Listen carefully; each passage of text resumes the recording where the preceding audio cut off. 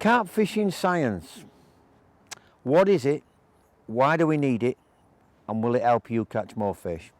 Well, let me try and work through strategically about carp fishing science, what it means in relation to Mark Holmes' fishing.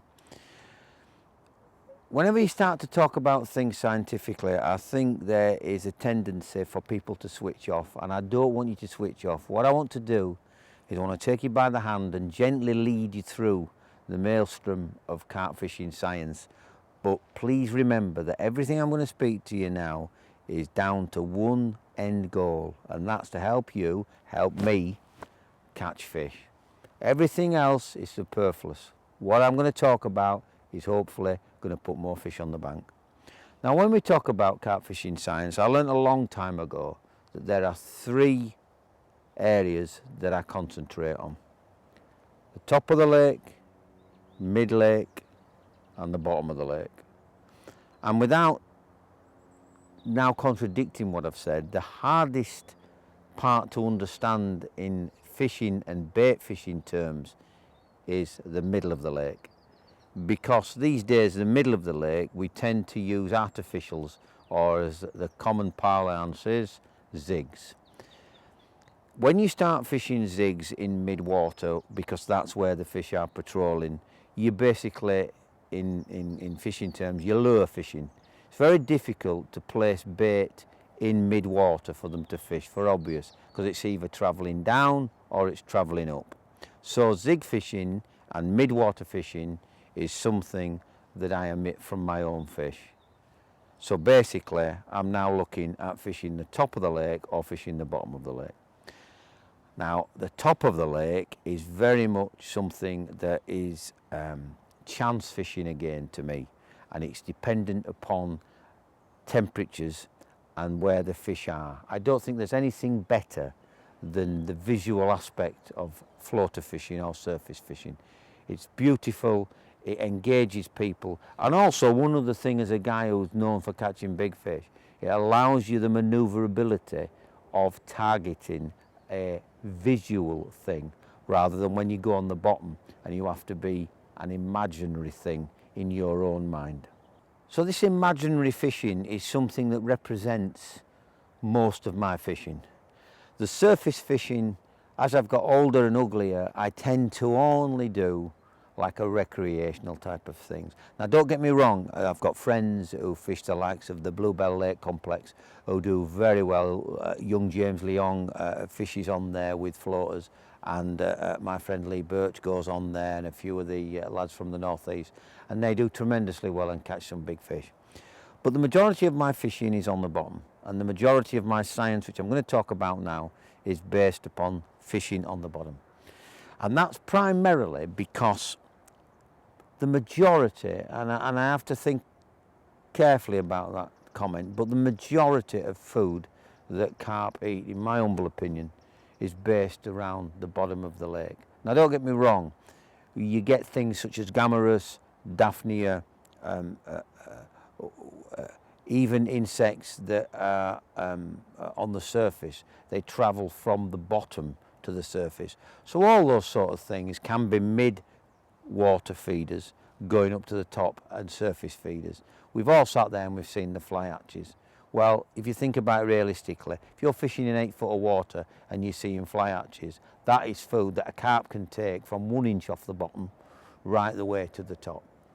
Now, when I talk about science and my bottom fishing, what I'm looking at is how can I make it so that the fish can be understood, and once I understand the science behind their feeding on the bottom, then I can try and do things with the bait to give me a chance of catching them. So let's understand it. To me, the easiest analogy is you're in a 90-acre lake, or let's say we're here today, we're in a 72-acre lake. How can Mr. Carp locate a bloodworm bed that's the size of a snooker table in 72 acres? Yes, it can see the bait when it's up close and personal, but the fish might have to travel from one end of the lake to the other end of the lake to find that bed. How does it find that bed?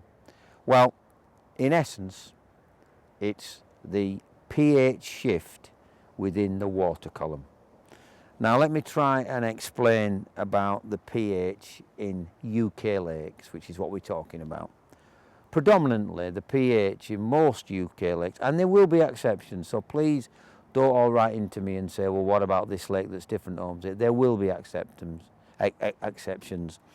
The majority of the lakes have a pH of between 7 and 7.1, and without sounding like your chemistry teacher, 7 is what's known as neutral. So anything that's below that is slightly acidic, going up to very acidic, and anything above that is alkali based. Now, let's understand every living animal that I know, including fish. Acidic food is something that they don't like. Exactly the same with human beings, exactly the same with horses, cows, whatever. They will eat acidic food. We will eat acidic food, but if we're not careful, it can give us problems. The one that stands out the most in humans is heartburn. If you eat too much acidic food, you get heartburn. And what is acidic food? Well, it can be anything. It can be too much fruit, has citric acid in it. So you can see the analogy that I'm making already. So what I'm looking for with my bait is to try and steer the food element, my plethora of boilies, my plethora of food on the bottom has to be alkali based. I want to try and keep the acidic food down to a minimum. Now where's the exception? The exception, boys and girls, is in your hook bait. Now the difference to me between the hook bait and the food on the bottom is food on the bottom is what will keep them coming back, but your hook bait is high in the chemical attraction. Now let's talk about the chemical attractors. Chemical attraction is something that allows two types of fishing. It allows the day ticket, minimal time, which are probably the majority of grassroots anglers now, the chance to catch and catch quickly. The alternative to that is the campaign angler. And I don't want to insult the grassroots anglers out there, but when you get to my age and you're targeting big fish, the majority of the success comes from campaign angling. So I very quickly want to cover the two. Campaign angling means that you can get into a situation where you're looking to establish a food source that is alkali based. So that's predominantly a boilie orientated attack. So that boilie, and all our boilies are alkali rich, and they are of course the trigger and the trigger ice, the Cody and the big fish mix. So if you start to do the analogy of them, there are a few acidic things in there, such as rennet casein, which does have an acidic profile, but they're negated by the amount of things in there that are alkali based. Now what that does is that sits lovely within the carp's eco and digestive system, so it doesn't cause them any problem. And that's why, boys and girls, when you actually catch a big fish or you catch any fish that's been feeding on your baits for a while, we've all seen it, we've all experienced it, you get it on the mat or you put it in your retainer before you take your picture, and lo and behold, they can see that you've got your boilie that's worked through and it's almost like a paste. That is fantastic. What that basically proves is that it's going through their digestive system and is not causing any problems at all. Now then, so why would you want to move away from that from a fishing point of view? Simple. Our quarry doesn't have fingers, so everything that they inspect has to go in to come out. Now think about that laterally. I always coined the phrase the tab end theory, and what the tab end theory was is you could put a cigarette butt on an air rig and cast it out, and a carp would pick that up to see if it was edible. Of course it isn't edible and it'd spit it out very quick, but with the modern rigs that we've got these days, that could be an hook fish. So you could land a fish on a water, and when someone says, what bait did you use? You could say, I caught it on a tab end. So you can see the analogy there, you can see how that works. Well, the same thing can be done with hook baits. And this is the acidic type hook bait that can give you the quick bites on the day ticket waters. Now let me explain how that works. As I mentioned earlier, the majority of lakes in the UK have a pH level of about 7 to 7.1. Now, what I have found with extensive field testing over the years, not just with the various companies that I've been linked with, but also for myself, and this is the one thing that the two things that I must say to you now that are very, very important to get the point across. One, Mark Holmes is always thinking about how he can catch more fish. That's the first thing. The second thing is what I've been talking about these last few minutes are Mark Holmes' experiences and Mark Holmes' opinions. There will be people out there that disagree with him. There will be people out there that factually think they're incorrect. All I'll say to you is look at my back catalogue of catches. I try to keep thinking, try to keep changing in order to keep the fish coming. And this is why Nutrabaits is such a great home for me, because the plethora of liquids and powders and baits available allows me to keep being the type of angler that I am. In football parlance, I would be Ranieri, I would be the Tinkerman, but that's to keep the fish guessing in order to keep the bites coming. So let's get back very quickly to the acidic thing. If I can change within the water column the pH by +2 or -2, fish will investigate it quickly. Now what does that mean, the water column? It basically means, let's say we're fishing 8 foot of water. So we have the bottom, then we've got 8 foot of water. And I always say this to people, why do you think when you put 5 kilos in on a Friday night, on a Saturday morning, you see them rolling on the surface? Or even Friday night, you see them rolling on the surface and you think, great, we're going to catch them. And you don't get a bite till Sunday. I'll tell you for why. Because with a lot of baits, the leakage of your bed of bait, your freebies, is so high when it first goes in the lake that the liquid's going straight to the surface. And what the carp do is they follow it to its end. So they don't just actually come always down on the bait, they actually will follow the liquid leakage as the pH shifts up to the surface.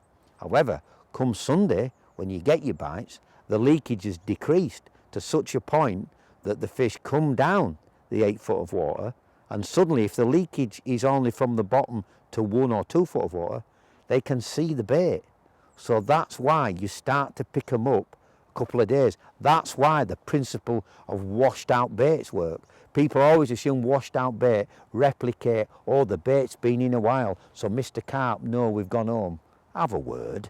The simple reality is the washed out baits are replicating leakage that is so low that carp come down, and when they come down they can see the bait.